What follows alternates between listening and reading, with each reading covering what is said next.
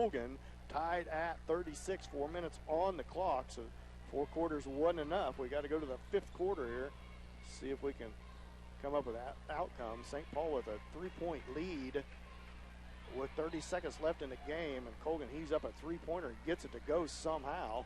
Ties the score at 36, and the Indians can't get it. Emily Hutcherson can't get a shot to 15-footer to go. So we end up tied at 36. St. Paul with the basketball as Coombs controlled the tip for the Indians. Wartrick with the basketball, left wing, up top to Doherty. And that's going to be a foul on Katie Coombs. Boy, that's a heck of a time to call a foul on a post-up play when people's been battling the whole game.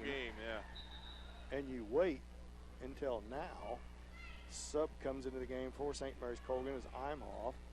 So you better be ready to make that same call down on the other end. Well, did they call it on Coombs? They didn't put a foul up. Well, I'm not sure what the call was then. 3:38 left to go in the game, tied at 36. I'm still not sure what to call it now. They're sorting things out the scores table. Well, they didn't ever give a foul to anyone. So I'm not sure what happened. So I'm not going to either. Yagmore with the basketball, feeds it back up top to Imhoff. Back to Yagmore, tied at 36, 3:26 left to go. Now Yagmore all the way to the rim, shot up no good, gets her own rebound, feeds it back to Torrance. She's fouled, and she's going to go line to shoot 2. Struthers came in from behind there, should have kept her hands back. Or was it Coombs? They call that on Coombs? I thought it was Emerald Struthers came in from behind. But 8th team foul on the Indians, 4th on Katie Coombs. Torrance to the line to shoot 2 with 3:19 left to go in the game. First shot up and good. Is back into the game as Carson for the Panthers. Torrance at the line to shoot her second. 1-point lead for Colgan. Torrance's second is good. She gets them both to go, gives Colgan a 2-point lead with 3:19 left to go in the game.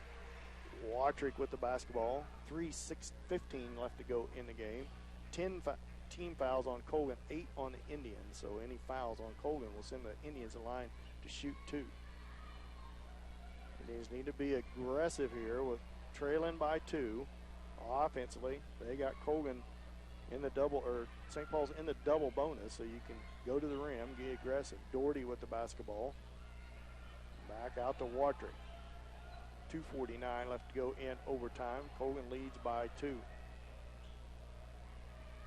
Wartrick with it. Feeds it off to Hutcherson.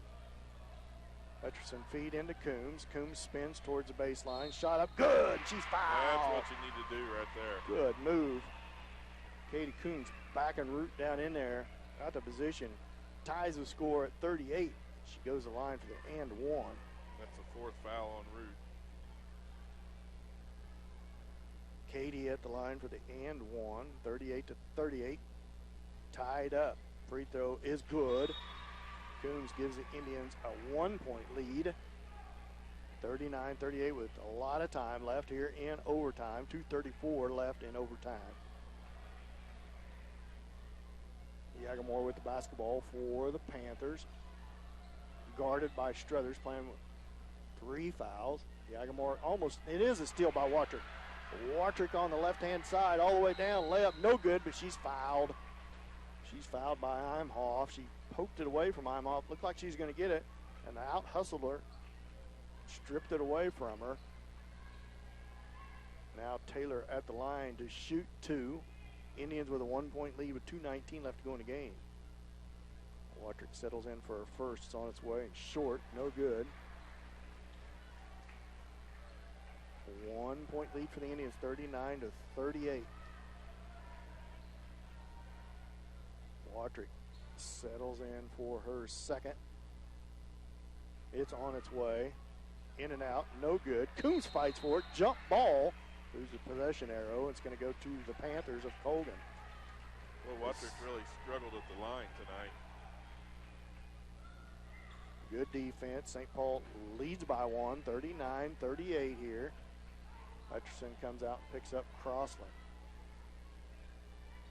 Off to Yagmore, drives the baseline, tries to give and go. Oh, swatted out of bounds. Emerald Struthers, all she had to do is grab it. Oh, it is off of Colgan. Whoop, now they're going to get together. One ref called it towards the Indians. I know Struthers swatted it, but he thought it was, yep, it's off of Colgan. Luckily, it must have went off of a Panther as Struthers swatted that towards the out-of-bounds line. Timeout, St. Paul. Timeout, Indians. We're going to take 30-second timeout. With St. Paul basketball on Hot 105.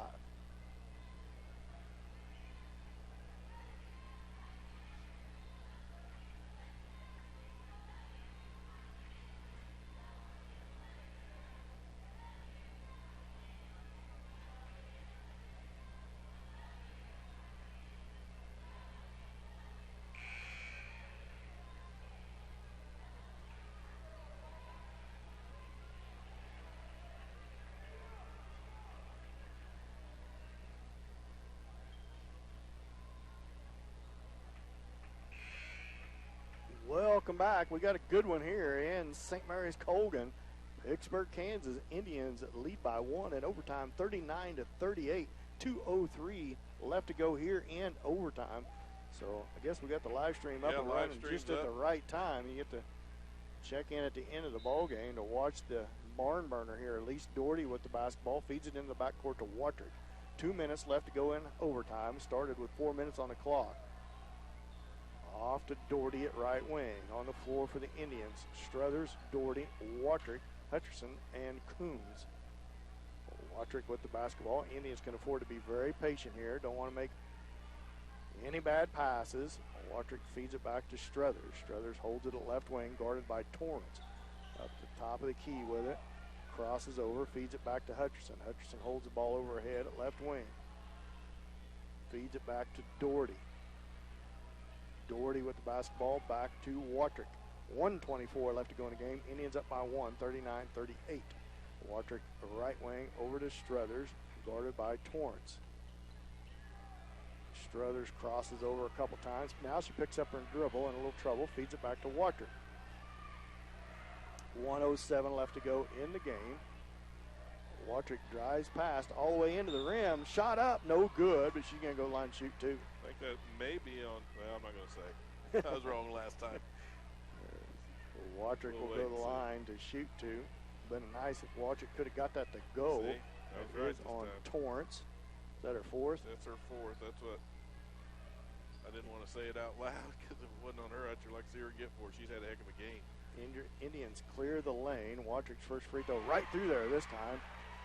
Finally gets one to go. Taylor been struggling from the line as Imhoff checks in for Carson. On the floor for the Panthers is Root, Torrance, Crossland, Imhoff, and Yagmore. Watrick settles in for her second. It's on its way, and no good off the side of the rim. 2-point lead for the Indians. Yagmore with the basketball, picked up out here by Struthers. Screen set. Off to Crossland. Crossland kicks it off to Root, back up top to Imhoff.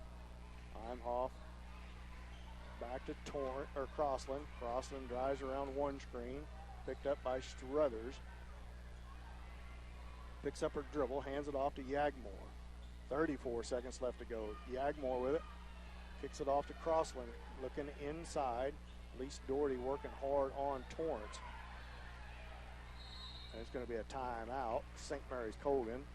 Timeout, Coach Farabi. We'll be back after this 30-second timeout. Let's St. Paul basketball on Hot 105.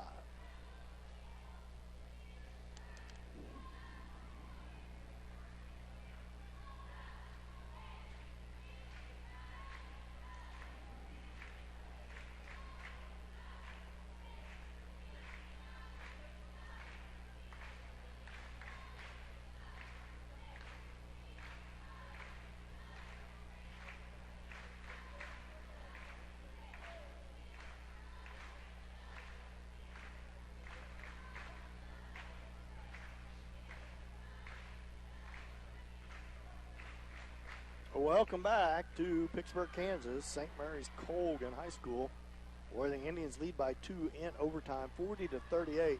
23.2 seconds left to go. Colgan's basketball. See what Coach Farabi draws up out of the timeout for the Panthers. Heck of a game. It finished up regulation just like it started, dead even, and it's almost dead even here in overtime. We'll see. Crossland set to put the ball in play. Finally gets it in. Yagmore. Almost a walk. Could have been a walk. Back to Yagmore. Yagmore against Struthers. Drives towards the baseline. Double team down there. Three-pointer by Crossland on line. And short. No good, but rebound comes out to Imhoff. Imhoff feeds it in. Rittenhouse steal, and that's the ball game. Right at the buzzer. Crossland had a good look at it. It was lined up, but it was short. Imhoff chased the rebound down. Couldn't get a shot back up, and into regulation, 40-38, Lady Indians win by 2. Or in by overtime, excuse me. Lady Indians win by 2. We'll be back with your final game stats after this 2-minute timeout. You're St. Paul basketball on Hot 105.